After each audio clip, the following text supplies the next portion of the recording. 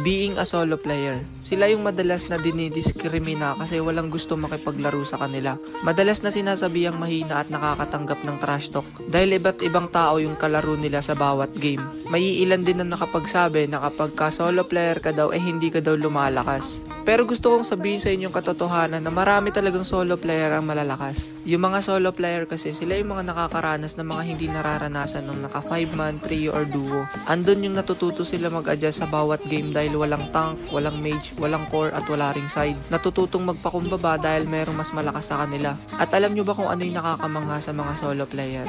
Na kahit sino yung kasama nila sa isang game at kung sino man yung mga nakakalaro nila ay kaya nilang pakisamahan. Yung mga ugod ng daldal, kadalasan sila yung mga wala talagang bubuga.